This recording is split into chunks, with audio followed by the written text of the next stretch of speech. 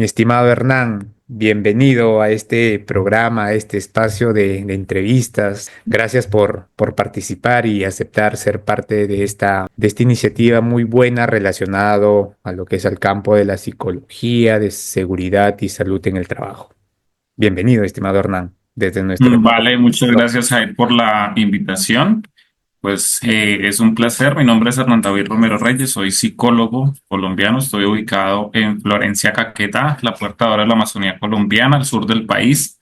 Ujú. Y pues soy especialista en seguridad y salud en el trabajo, magíster en gestión estratégica de capital humano y un máster en dirección de personas y gestión empresarial. Es mi formación profesional. Actualmente soy docente Ujú. universitario en el programa de psicología de la Universidad de la Amazonía en Florencia, Caquetá, y gerente de Proyectando Líderes, que es mi empresa y desde la cual hemos venido desarrollando acciones del desarrollo de instrumentos para evaluación de personal en las organizaciones. Actualmente estamos en el trabajo con tres instrumentos. Uno de evaluación de clima laboral en las organizaciones, que mide 10 constructos organizacionales. La otra que es una evaluación de competencias comportamentales para vincularla al proceso de evaluación de desempeño o reclutamiento y selección. Y la tercera, que creo que es como una de las que puede perfilarse como la más importante, es la relacionada con la evaluación de autopercepción de comportamiento de riesgo, orientado pues a ser vinculada a procesos de reclutamiento y selección. Ujú. Y dos, para ser implementada como planes, como tamizajes para establecer planes de intervención en el personal ya vinculado a las organizaciones. Oh, genial. Definitivamente son nuevas formas o otras maneras de incursionar, de intervenir en la parte del campo de la psicología, en este aspecto de la seguridad y salud en el trabajo. Justamente el día de hoy, nuestro compañero Hernán del país Colombia nos va a comentar un poco más de lo que él viene desarrollando por allá, ¿no? Acerca de la autopercepción del riesgo. Estimado Hernán, cuéntenos, ¿qué va de este tema? ¿Cómo usted lo conceptualizaría? Bueno, partimos, cuando hablamos de la autopercepción del riesgo, Ujú. partimos de algo muy fundamental y es que como tal los procesos de comportamiento no necesariamente y no solamente son los observables, porque detrás de lo que hace el trabajador hay unos procesos cognitivos, hay unos procesos mentales que impulsan al trabajador a relacionarse de cierta manera. Y Ujú. desde esa forma, lo que pasa es que a veces ignoramos eso que el trabajador tiene en mente y desde los procesos de seguridad basada en comportamiento, que es regido solamente el comportamiento observable, vamos a dejar de lado esa situación de los trabajadores, ¿cierto? Entonces, desde allí, digamos que desde donde partimos es del modelo tricondicional de Melia, modelo Ujú. tricondicional del comportamiento seguro, donde se establece que precisamente el trabajador, o bueno, para que haya un comportamiento seguro dentro de una organización deben cumplirse tres fases o tres pasos. Uno de esos es el saber hacerlo, el poder hacerlo. El Ujú. poder va relacionado con la disposición de herramientas, equipos, materiales, elementos dentro de la organización. El saber hacerlo va relacionado ya más desde la gestión humana, de capacitación, de inducción, de todo lo que es el proceso de acompañamiento y suministro de información a los trabajadores.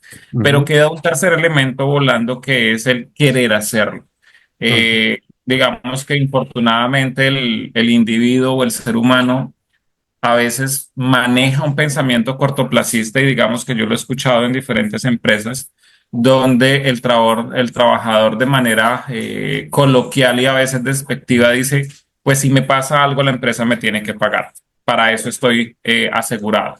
Entonces, como partimos de que cuando se tiene una vinculación laboral se debe tener seguridad social que incluye Ujú. salud, pensión y ARL para Colombia, que son los riesgos laborales.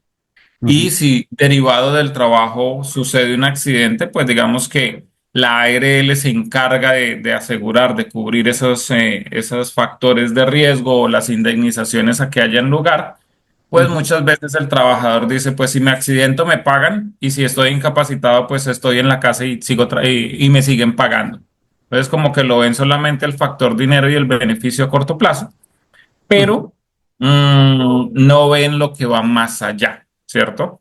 Entonces, tener una persona de estas dentro de las organizaciones es una situación de riesgo. ¿Por qué? Digamos que alrededor de esta situación de un accidente hay varios factores. Uno, baja productividad, porque entonces se me ralentiza la producción mientras ubico a otra persona, mientras esa persona aprende, digamos que se disminuye la curva de producción.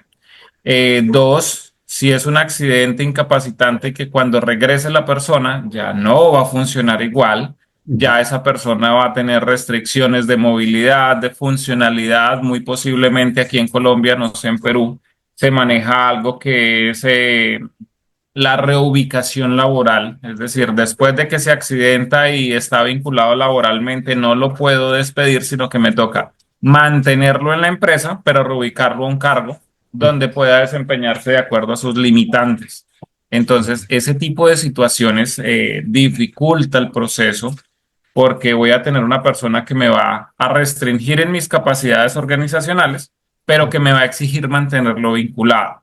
¿Qué pasa si yo hago esto desde el proceso inicial de reclutamiento y selección? Pues ujú. muy posiblemente el trabajador, mm, voy a elegir el que mejor tenga mm, un buen perfil de comportamiento tendiente al riesgo. ¿Listo? Genial. Entonces, esa es mi primera apuesta desde esta escala de autoevaluación de comportamiento seguro. Ya digamos que eso en el proceso como tal de identificación en el trabajador, ya quienes están vinculados, entonces allí me va a permitir trabajar con cinco factores que evaluamos impulsividad, evaluamos agresividad, evaluamos atención, cumplimiento normativo y tendencia al consumo. Esta evaluación está compuesta por 100 ítems, 20 ítems por pregunta, por dimensión, perdón, pero realmente el trabajador aplica 10 preguntas, es decir, que son 50 preguntas para el trabajador y que corresponde a toda la evaluación. ¿Qué pasa con las otras 50 preguntas? Funcionan bajo un proceso de aleatoriedad, es decir, a cada trabajador se le presenta un test totalmente diferente, pero Ujú, garantizando que el test, cada uno de los ítems evalúa cada una de las dimensiones establecidas. ¿Cómo se garantiza? Se garantiza mediante un proceso que se llama validez de contenido mediante el coeficiente de Aiken. ujú, Ya la evaluación surtió dos procesos de evaluación, se diseñó la prueba, se envió a jueces expertos que fueron integrados por profesionales en psicología, profesionales en seguridad y salud en el trabajo, ujú, que validaron que realmente lo que está establecido en la pregunta corresponde al componente que queremos evaluar, en este caso impulsividad, agresividad, cumplimiento normativo, atención y tendencia al consumo, ¿cierto? Esos jueces fueron seis colombianos, dos argentinos, dos mexicanos y un español, es decir, que tiene una muy buena validez de una validez de contenido, tiene un ajuste cultural respecto a los diferentes países ujú, y todas en la primera tuvieron, de las 100 preguntas, hubo 80 que estuvieron por encima del coeficiente aceptado, de 80, habían 20 que estaban por debajo. Al hacer un promedio se obtenía un total de Aiken de 86, pero con 20 ítems por debajo de la norma. ujú. eh, Se hace el ajuste correspondiente de acuerdo a los jueces, se envía nuevamente una evaluación por parte de los jueces y ya se obtiene un ICANN de 0,96 en total del instrumento, pero la mayoría de los ítems tienen un coeficiente de validez de entre 94 y 89. Recordemos que el coeficiente de Aiken me dice que a partir de 80 ya el ítem es válido. Es decir, que estamos Ujú, muy bien. Los dos que están por debajo de 90, de los 100, están en 88 y en 89. Los demás, los otros 98 ítems están por encima de 90, 94, 96, 98, 99, que al Ujú, promediarlo me da un coeficiente de Aiken de 0,96. De esa manera garantizamos que la aleatoriedad no afecte el instrumento como tal. Entonces, esa, digamos que es la funcionalidad. ¿Por qué lo hacemos así? Una de las condiciones es evitar los sesgos y la manipulación por parte de los trabajadores. A ujú, veces, y conocemos pruebas que han sido muy buenas, pero ujú, que como ya se las aprenden, entonces respondamos así para que salga un buen resultado. Entonces, eso hace que la prueba se vuelva obsoleta, pero cuando tú no sabes qué pregunta te va a salir y cuando yo te garantizo que todas van a evaluar lo que corresponde, pues sencillamente vamos a tener un instrumento que va a evitar los sesgos de evaluación como tal. ujú. Tenemos una primera validación en una entidad del Estado en Colombia, acá en Florencia, 548 trabajadores, nos dio un coeficiente de Cronbach de 0,75.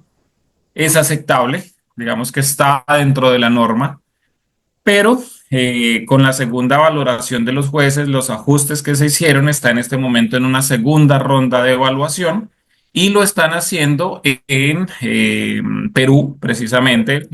Hay un caso exitoso en Perú con una colega que se llama Milagro Soto. Ella hizo la evaluación y precisamente manifiesta ese beneficio que tiene el instrumento.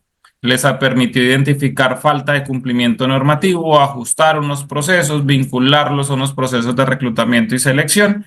Entonces, como tal, el instrumento es, digámoslo así, que muy prometedor para las organizaciones, para quienes quieran Ujú. hacer este proceso de identificación de factores de riesgo previo a contratación o ya con el personal vinculado. Ok, qué genial poder conocer de manera de preámbulo todo lo concerniente a lo que viene desarrollando y la verdad, felicidades por esta contribución muy buena. ¿Y cómo sería de pronto la intervención como tal en un proceso de autopercepción de riesgo? Si bien es cierto, ya nos comentó que hay un tema de una prueba para poder conocer, ¿qué más nos podría comentar? ¿Cómo se podría intervenir a través de esta temática de autopercepción del riesgo? Claro, cuando hablamos de la autopercepción, ya tenemos que partir, bueno, de los diferentes dominios que evaluamos. Entonces podemos establecer, cuando hablamos de impulsividad, desde allí comenzamos a pensar y a establecer qué podemos hacer para habilidad en toma de decisiones, en planeación estratégica, en planeación operativa, para precisamente disminuir y mitigar esos factores de impulsividad. Control, temas ya para agresividad, temas de control emocional, de resolución de conflictos, Ujú, pero como una segunda fase. Es decir, desde el inicio lo que buscamos o lo que debemos buscar es precisamente esa gestión y control de emociones, porque la agresividad nos puede llevar a tomar comportamientos que nos afectan dentro del campo del trabajo, digamos, quienes son operarios de máquinas, conductores y demás, van a multiplicar el riesgo al tomar decisiones agresivas o decisiones impulsivas. ujú, Y ujú, desde allí también nos va a permitir establecer, por ejemplo, si hay temas de impulsividad, ujú, poder, por ejemplo, temas de programas de acompañamiento al empleado, temas de asesoría y acompañamiento desde el bienestar psicológico.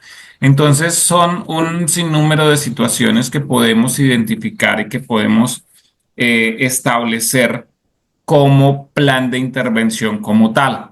A ujú, nivel de atención y cumplimiento normativo, entonces, digamos que en temas de atención podemos trabajar desde mindfulness, desde todo lo que ayude a fortalecer el componente atencional del trabajador, con atención y concentración, para pues que, digamos, puedan estar, digamos, gestión de tiempos de trabajo, es decir, si es un trabajo que es muy desgastante, ¿cómo puedo disminuir los lapsos de trabajo con unos espacios de pausas más cercanos, cortos, pero más ujú. continuos, de manera que facilite que el trabajador pueda identificar esos factores de desgaste mental y pueda facilitar esa recuperación. A temas de cumplimiento normativo es precisamente adherencia a procesos, identificación de conocimiento, desconocimiento de las normas. Algo que nos decía la colega de Perú hoy. Hoy precisamente estuve en una charla con el Colegio Colombiano de Psicólogos haciendo una conferencia sobre cómo integrar seguridad en procesos de reclutamiento y selección y evaluación de competencias. Ujú, Nos establecía precisamente, decía, identificamos bajo cumplimiento de estándares en adherencia a procesos. Eso llevaba a que se presentaran incidentes, eso llevaba a que hubiese rotación de personal y la evaluación nos permitió tomar acciones frente a la seguridad industrial, frente ujú, a seguridad y salud en el trabajo, frente a gestión de personal. Entonces, realmente considero que mm, más allá de yo decirle las bondades que tiene el instrumento, es saber que ya hay experiencias exitosas, digamos que estamos arrancando en ese proceso de validación, pero que ya hay alguien que del otro lado, y en este caso en otra nación como Perú, me está diciendo, oiga, a mí me sirvió porque yo lo probé. Yo lo probé y me ujú, funcionó para esto. Entonces, digamos que a partir de ese tipo de experiencias que se vayan replicando, vamos identificando la fortaleza. Ya esperamos a término de unos 20 días, un mes, hacer la segunda fase de validación estadística, ya para determinar cómo se ajusta el instrumento, cómo realmente cumple la función dentro de las organizaciones y cómo realmente me permite hacer esos planes de mejora dentro de la organización. Importante para los sectores mineros.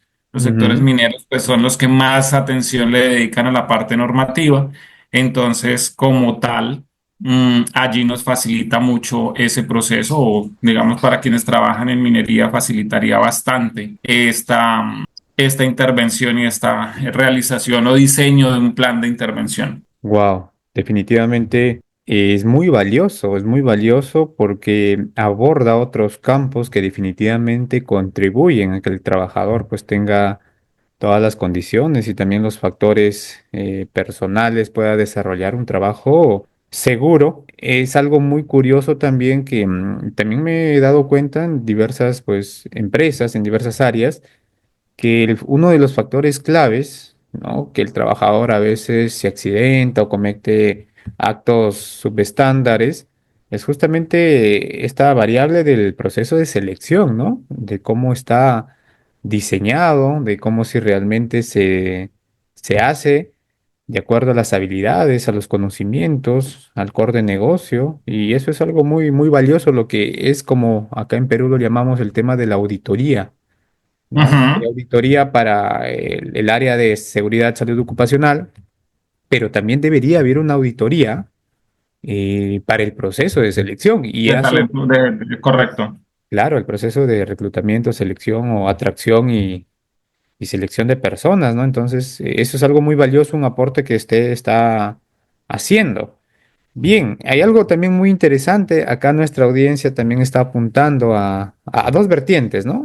Por ejemplo, a estudiantes que están ya culminando la carrera de psicología y hay algunos profesionales ya egresados, tienen experiencias en otros rubros, sin embargo, que están queriendo ingresar o incursionar en el mundo, pues, de la psicología ocupacional, de la psicología laboral. ¿Qué sugerencias usted le daría, estimado Hernán, ya como para ir finalizando, qué sugerencias le daría usted a estas personas que quieren dedicarse o inclinarse a este campo tan bonito que es la psicología laboral, la psicología de la seguridad y salud en el trabajo?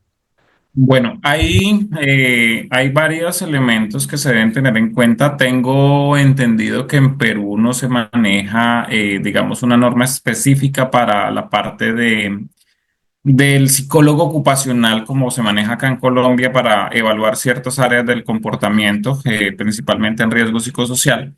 Pero digamos que una importancia o una lección importante que se le podría dar a quienes están ingresando a este mundo y a este campo es precisamente pensar cuál va a ser el aporte diferente que va a dar al campo profesional. Yo a mis alumnos siempre les hablo de factor diferencial. ¿Qué los diferencia en este caso de 30, 40 personas que están sentadas a su lado como compañeros de clase, pero que terminado el proceso, si bien pueden generar procesos colaborativos para generación de empresa y demás, pero ¿qué me Ujú. hace diferente de los demás que van a entrar en la misma competencia laboral conmigo?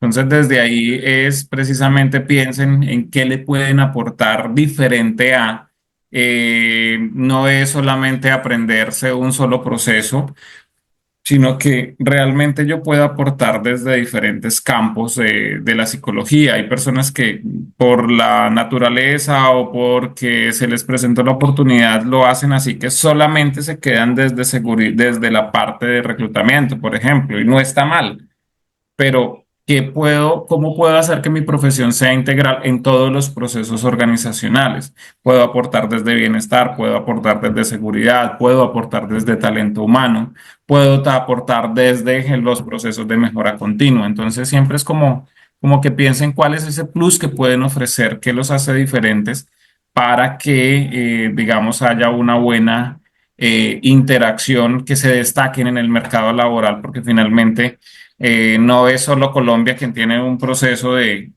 desocupación significativa. Aquí en Colombia, pues afortunadamente la media nacional está por el 10%, pero a nivel local hay regiones que tienen el 10, 15, el 18, el 20%, dependiendo del tamaño de las ciudades capitales. Me imagino que Perú también tiene ciertas tasas de desempleo globales y segmentadas por regiones. Ujú. Entonces, desde eso es cómo en mi región puedo destacarme para.